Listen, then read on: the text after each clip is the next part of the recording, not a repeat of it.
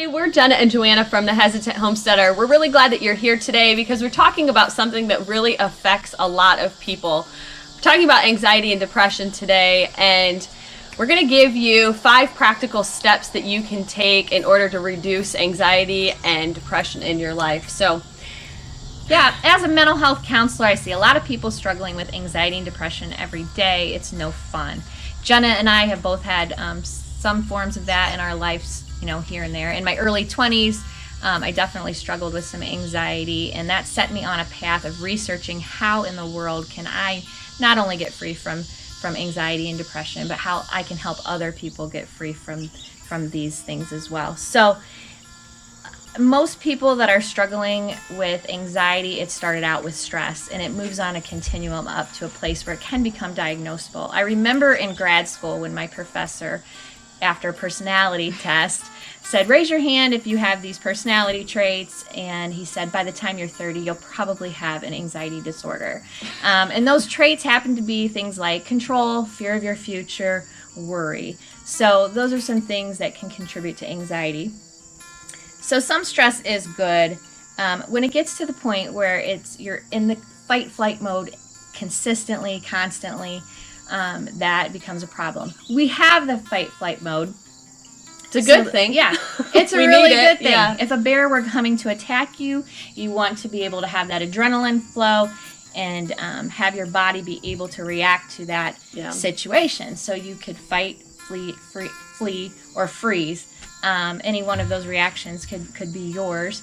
So the problem is with extreme stress over continual stress over time turns into you being in the fight-flight mode all the time, and your adrenal glands become fatigued and they become overstressed.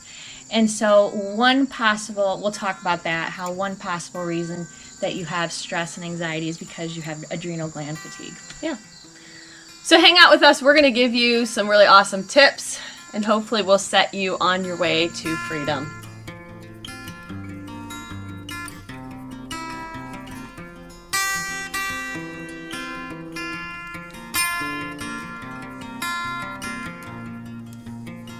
All right, so step 1 in this process is to feed your body well.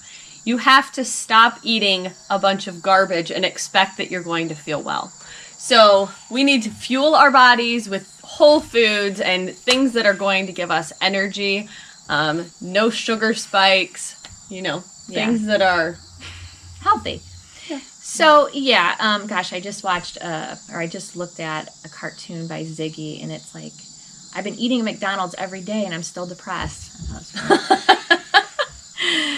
So we have to watch what we put in our mouths and have that self-control, which I don't always have, but to really be intentional about everything I put in my mouth.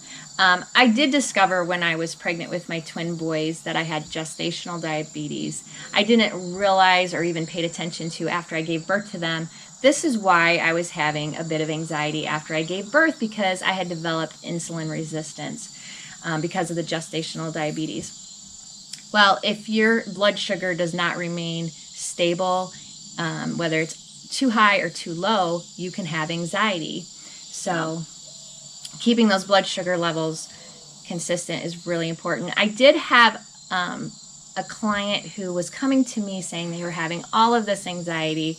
He was drinking Mountain Dew every day, all day long, along with taking caffeine pills and drinking Monster drinks. So I said, hey, let's lay off of this and see if you feel any better. So he came back within, I think it was a week and a half, 2 weeks, and he's like, my life has changed. I feel so much better. The anxiety is gone. So if you're a person that doesn't deal with caffeine well, even a little bit can really push a person with anxiety over the edge. So getting rid of the caffeine might be a really good first step, just to try it and see how you feel, because I know a lot of people really rely on that caffeine first thing in the morning to get you up and going, but really you're causing yourself a whole lot of problems later on in the day. So, yeah, even decaf, my chiropractor told me, has enough caffeine that if you're really sensitive and have anxiety, that is enough to put you into an anxiety attack. So, yeah. All right, step number 2 is to get yourself checked out for any physical roots that could be causing your anxiety. Every single person that has anxiety has it because it's rooted somewhere. So it could be your thyroid, it could be your insulin levels, it could be your gut health. The gut is actually, they say, like your second brain. It is directly linked. Your gut and your brain have a huge impact on each other. And if you have any kind of gut issues, digestion problems, a leaky gut, you are setting yourself up for having anxiety or depression. So we want to make sure that we're getting those things in check so you can work with your chiropractor or a naturopath or just your normal family doctor and just try to figure out where that root is. What's causing your anxiety? I think so many people sit in therapy and they can the rest of their life if they really wanted to. And you could keep thinking, what is wrong with me? Why am I thinking this way? And really there is something physically going on in our bodies. I can't tell you how many people I have sent. There's a couple people I refer them to here in our area. One of them, a man who deals with hormones. He's also a pharmacist. Several of the individuals that I have talked to have actually gotten off the birth control pill and immediately stopped having suicidal thoughts. There's also more information by following Dr. Amen. He's an integrative psychiatrist, and he has information on birth control, which is really fascinating. He deals a lot with concussions. Yeah. Which can also be a huge contributor. So if you have had a concussion at some point in your life, anxiety and depression are definitely linked. And there's a lot of studies to back that up. And a lot of people will say, oh, when we were a kid, we didn't have to wear helmets. And I used to feel that way too until I started watching Dr. Amen. And I thought, you know what, my kids aren't going to wear a helmet. Your brain's pretty important. It's pretty important. Yeah. So when you also, as far as the gut health goes, Dr. Amen talks about this amongst many other people. That Dr. Axe is another one. Dr. Axe, 90% of our serotonin is released in our gut. So if our gut is off, like Jenna said, our brain is going to be off. So good health is key. Definitely. So you're going to go get checked out, get some blood work done. I will say that if you go to a typical like family doctor, they're going to give you a blood work panel that might not necessarily show you the things in your thyroid that are an issue. So there's definitely a special panel that you will want to request that will show your T3 levels and things more thoroughly so that you really know what's going on with your thyroid, because a lot of times you're getting those reports back and you're like, oh, my thyroid's not bad. But then if you go further into your blood work, you're like, oh yeah, there's some problems there. In fact, I had my blood work checked by my primary physician the first time, and then I went to my chiropractor and he said, no, let's do the full panel. There's only 2 places that do the full panel around us. I took that panel back to my chiropractor and he said, well, these levels are high in this one area that didn't show on the previous previous panel that you did. Yeah, I did. So both of us have varying degrees of Hashimoto's as well, which we have been able to pretty well control through our research and the things that we're taking to just maintain that. So I think that we're on our way to being well, feeling better. So the third step would be to get in a routine. And I have been trying to get into a routine. I keep thinking, what can I cut out in my life? And of course, there are some things that we can cut out, right? However, there are just things we're going to be busy, and there's always going to be something else. Busyness isn't going away. It isn't going away. And stress is not going away. So learning to cope with that stress and manage it is really what we're left with to deal with. So we live in a world where we're going to be in a battle. We just need a strategy and a battle plan. So my mom bought me this book. It's called Shopping for Time. It's how to do it all and not be overwhelmed. And it's just a simple little read, and I've really enjoyed it. But it talks about getting up in the morning. There's this mom and daughters who, and her daughters who get up in the morning. They call it the 5 a.m. Women's Club. If they're not up, they call each other to check in on each other to see if they are up. They recommend setting your alarm clock across the room so you get up and don't keep hitting snooze. And just get your quiet time, get grounded, be in the moment, not thinking about the past, not thinking about the future. And just spending that quality time in the Word or with the Lord in Scripture, taking a shower before your kids get up, just taking that you time before you start the day. I know all of us have probably had days where it's like one thing after another just seems to get rolling, and it's like one bad thing happens after another. It's usually that first 20 minutes in the morning that sets the pace for the day. Yeah. So I know that when I get up in the morning and I've exercised and I have spent time in the Word, reading Scripture, and gotten my shower before the kids wake up, it gives me just a moment of sanity, because I have, when you have kids in your house, they're demanding and they need things, and rightfully so, but when you hear that all day and you're a person that has anxiety, by the time you get to dinner time, you're about to snap. So it's really important that you find that time in the morning where it's just you and you can be in the stillness and the quiet. And I will say that part of my routine has become getting outdoors. I think that living on a homestead, it makes it a little bit easier because there's always work to be done outside. But when I'm indoors and I'm cleaning and I'm, getting things ready for school or whatever, I tend to I find myself feeling more anxious. And if I just step outside, I can instantly, it instantly gives me some relief of just breathing in the fresh air, taking a deep breath, and just being in God's creation, I think gives me some pretty big calmness in my life. And speaking of breathing, we don't really breathe correctly once we leave childhood. We breathe correctly as a child, but as we become adults, we start breathing like chest breathing. And so really shallow. It's important to take that really deep breath. Yeah. And there are some breathing techniques and different apps that people can get on and teach you some breathing techniques that are helpful. Yeah. Tell us what your routines look like, though. If you have a routine of what you do every single morning when you wake up, what does that look like? I would love to hear what it's like. I might need some tips. That's right. That's right. Okay, so the fourth step is get involved. Stop being a loner and sitting by yourself at home.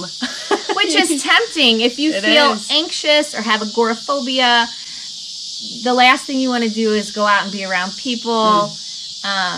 If you're feeling depressed, you might not even feel like getting out of bed. So it's really hard. And again, it might not be just a matter of, talk yourself into it and think positive thoughts and read the Bible. There is some real physical things going on that are going to need to be attended to before you're even able to get up and do some of those things. But with anxiety and depression, both times, with both of those things, it's so tempting to just isolate, which makes it so much worse. Or if you're fearing and you have more anxiety, it just causes you to fear more the more you avoid something. Yeah. So it's twofold. So you have to be able to find the help that you need so that you can feel like you can get out, and then taking small steps to do it, even if you don't feel like it, while you're using some other tools to help you do that. Right. I just think that having friendships and places where you go and there's people that are relying on you to be there, or just making connections with people, talking to them about how you're experiencing anxiety can just help, I think, sometimes, to know that you're not the only one. Yeah. It's hard sometimes to talk about anxiety because it causes more anxiety to talk about it. At the same time, it could be helpful as well. So it's just trying to discover what little steps that you can take towards healing every day, and hopefully with some outside help and getting some chiropractic care and looking at all those levels that we talked about with your thyroid and your vitamin D levels, you want to check as well, because that could be a reason, which we forgot to talk about. But back to community and connection, it's going to be really important to have that community. We were meant to be in connection with other people. We're really no good alone. And, it goes back to Genesis again in Scripture, where it talks about it's not good for man to be alone. It's not fun to be by yourself. Some people will say, well, I'm just a loner and I like being that way. And some of us are introverts, and so we do need that time to kind of get away from everybody, recharge. But we all are in need of connection to some degree or another, even if we're introverts. Yep. All right, step 5 in this process is to get yourself on some really good whole food supplements and use oils. God has given us some amazing things in nature that we can put to use. And I think that a lot of us sometimes look at plant-based things and we're shocked when they work. I even find myself saying things like, wow, I cannot believe that that worked the way that it did. But really, we shouldn't be surprised that God gave us tools that we can heal ourselves from a lot of things. So we have started ourselves using some products, and we want to share those with you today and just tell you kind of how they've been impacting us and how they're working to help us with our anxiety. So we started taking doTERRA products, and we were also using a different product, which we thought was pretty helpful. So we were a little bit nervous to try a new product. Oh, I was scared. Yeah, because when you don't have energy, she doesn't have energy. Yeah, with the Hashimoto's, I was to the point where I had a policy in my life that I just didn't sit. Like if I sat down, I fell asleep and fast within 30 seconds. So I just didn't ever sit. From the time my feet were on the ground in the morning, I just ran around and did all kinds of things all day. And then when I got into bed, I crashed and that was it.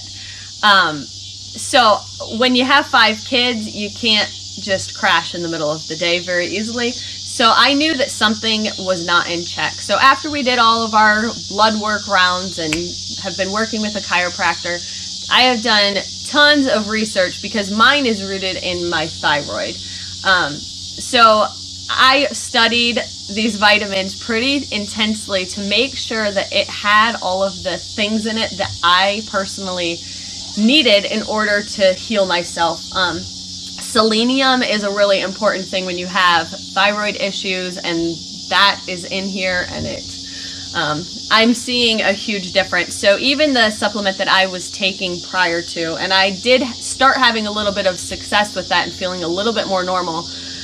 When I started taking the LLV, I felt like a normal person again. Yeah, like me too. functioning. Yeah, could, like the brain fog disappeared. I'm thinking well. I'm not falling asleep. I have energy all day. It's been quite a blessing. So my other stuff still is just sitting on the shelf and I haven't touched it. But these products have been amazing. They actually, I don't know if you want to tell them about them, but so that's the Omega. One of them is a different. So this is the Omega, and so just a good Omega vitamin and oil is really good for the brain. Alpha CRX, it's cellular regeneration. I've noticed that I can put thoughts together. When I get tired or I'm at work all day, sometimes I just can't put a thought together. That's not good when you're a counselor. So I have to be able to think. And then this is just a food nutrient as well, and it's really good. So I definitely notice energy, and but not a bad energy, because if any of you are struggling with anxiety, the last thing you want to hear from somebody about a supplement is it's going to give you more energy, because you're already feeling stimulated and you don't want to feel more energy. That's scary. So it doesn't give you a really bad energy. It's just like a normal. So this pretty well covers your bases of most of the root causes that could be your source of anxiety or depression. It has the turmeric in there for inflammation. It has the ginger that is going to help heal your gut lining if you have any kind of issues there and help with digestion. Milk thistle. It has the milk thistle. It has so many things in it that are just really going to balance you out and get things in check. Yeah. And 9 essential oils are also in there. I was a little bit leery. We both were of internal use of oils, but a lot of the studies that have been done on oils not being good for you internally have been oils that have been adulterated or have fillers in them. Not pure oils. So when you put an oil on your skin, it actually is in your bloodstream anyways. Most of them go into the bloodstream in about 30 seconds. So to take it internally, in my mind, is not that much different than it getting into your bloodstream. Anyways, and it does they cross the blood-brain barrier, which is amazing. They can penetrate like a cell, so it does a lot of cellular healing and stuff like that. Okay, so we're going to actually walk you through some of the oils that are really helpful for helping with anxiety and depression as well, and kind of what their purposes are and how we use them. So go ahead. I was going to say clary sage is a big one to help balance, modulate hormones. So if your estrogen is off in any way, shape, or form, you can also experience anxiety. So with clary sage oil, it's a blend. They have it in capsule form, but they also have it in a roller bottle. And you can just put this on the bottom of your big toe. Trying to think where else you can put it. But a lot of times with any of these oils, you can put them on your pulse points, behind your head there where your occipital point is, between your brain and your spine.